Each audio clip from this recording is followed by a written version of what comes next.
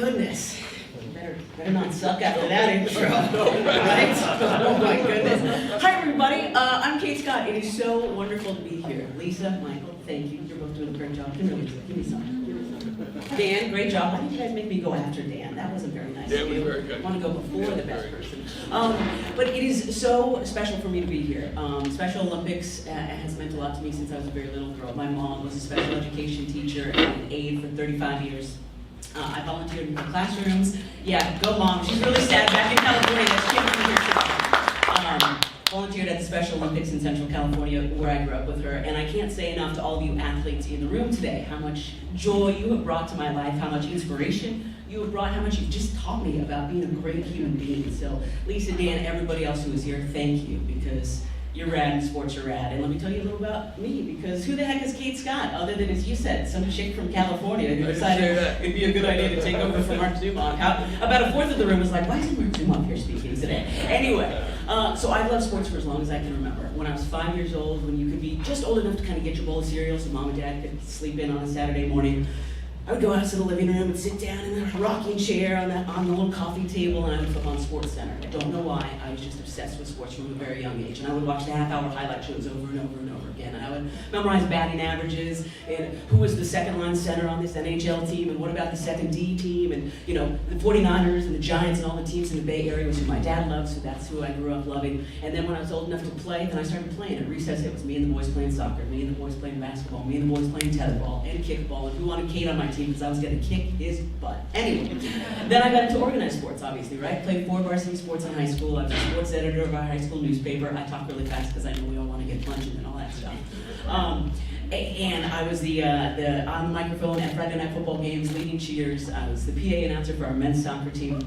And then I was done because I wrecked my knee in high school like a lot of female athletes do. So my dream of playing soccer in college dried up, and I thought, like my mom, I was going to be a teacher because she had had such an amazing impact on so many kids in our community. How cool is that to impact the next generation? And thankfully, and I'll get back to this in a moment, I had an advisor who saw something I didn't. And he said, Kate, let me just paint this picture for you. You play sports, you talk sports. I forgot to mention I was a soccer referee for 10 years with my dad. You write about them, your whole life is sports. Why don't you think about being a sports journalist? And I said, Mr. Schmozzle, that's a great idea, but what women are sports journalists right now? Granted, this was 21 years ago. I graduated from high school in 2001. He said, well, there's not many. I mean, you know, Robin Roberts, Linda Cohn, Leslie Visser, Andrew Kramer, there's a couple, but Kate, I'll tell you something. I love sports, and you know way more about sports than me, so maybe you should just think about it. So because of that one interaction, I went to UC Berkeley, and I majored in communications, and I started interning and doing all the things that eventually led me here. And I still remember my first internship in San Francisco, right? Opportunistic, accepting, inclusive San Francisco. And the guy who was in charge lined me and the other interns up, who were obviously boys, and started asking me, oh, you're a fan of the 93 Giants? So what do you think about the rotation at third base? And what about this and what about that? And I started laughing, and I said, are you going to ask these guys these questions too, or just me?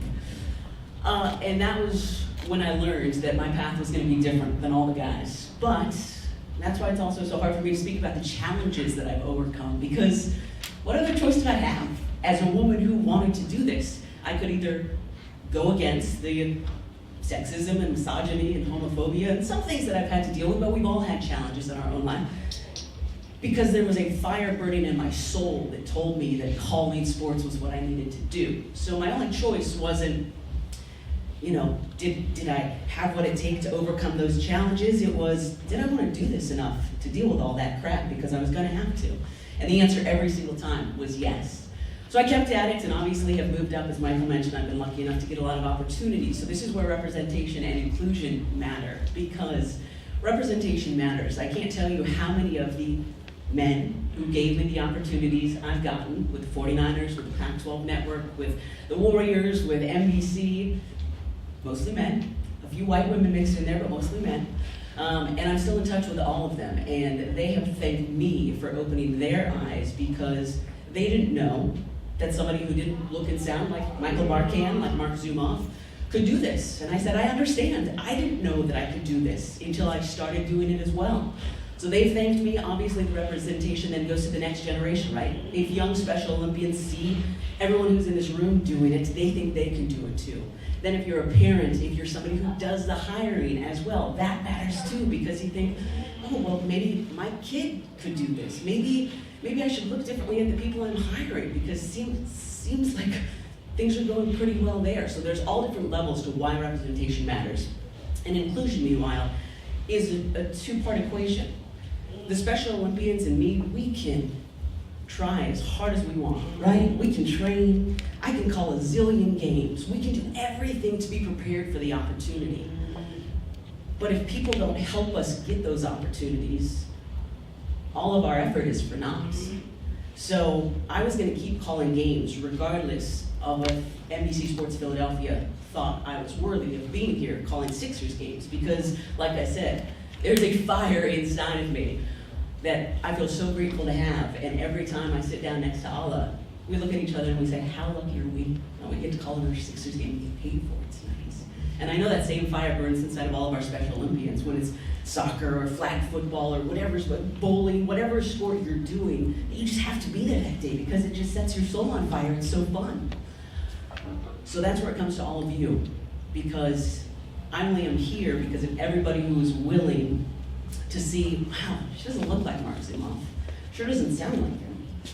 She's gay. She's from California. I don't know what Philly's gonna think of this one.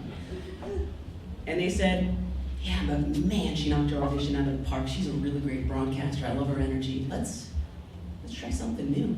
It's different. Kind of makes me uncomfortable. I know people probably look at you Special Olympians the same way, right? They don't know what to do with us. Sometimes we're different.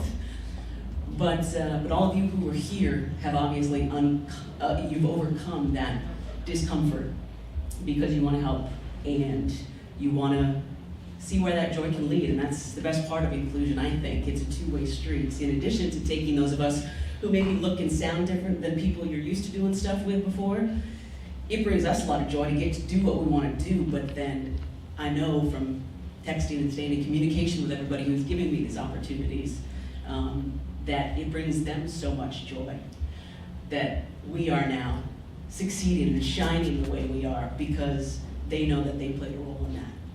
So when it comes to that inclusion revolution we're all talking about, just keep that in mind. The joy, the inclusion, it's a two-way street. I get so much joy out of calling games, but I know the people who hired me get so much joy. I know that kids watching get so much joy. I've gotten so many wonderful messages from dads who have daughters sitting on their lap saying, I listened to Zoo for 27 years and I get to watch Sixers games with my daughter and she's going to grow up thinking that she can do this, and how cool is that? So thank you all for being here, freezing for a reason. And really, like you said, the snow added impact. I've done these in San Francisco. There's never been snow before. So this is a pretty rad effect. But thank you all, because also the most terrifying things I've done, like probably jumping into a freezing pool when it's snowing, have also been the most rewarding things that I've done, and they've led me here. So any of you who are a little bit nervous about this today, it's going to be awesome. And it's going to be a moment, and you're going to overcome that fear, and then you're going to come on the other side and say, that was it. I was afraid of that because I'm cold, but this is awesome, and I can't wait to do it next year and bring my friends. So thank you all for being here. Special Olympians, thank you for being here and bringing us so much joy. And I'll just leave you with one of my favorite sayings. The best way through is together. So let's keep holding hands and getting there together with our masks on and distance enough. But thank you all for being here. Let's freeze for a reason, everybody. Thanks a lot, everybody. That was awesome, Kate. Thank you so much. I'm sure you've been watching the Sixers games, and you can sense what Kate brings to the microphone with Allah. Is it her energy, her passion, and her warmth. The first time I ever met her, I felt like I'd known her my entire life, and she's that type of person. She's that type of broadcaster. I really want to thank, though, Mr. Schmazel, because he's the one who advised you to go into the biz, and Mr. Schmiel and also Mrs. Hassenpepper. I think they were amazing. I'm sorry, go ahead, Lisa. I love that speech. Yeah. Oh, we're coming here. Yep, right there. Thank you, Kate. It was wonderful to hear your story.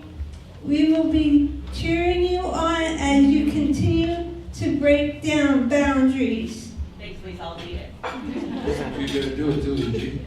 Yeah. Yeah,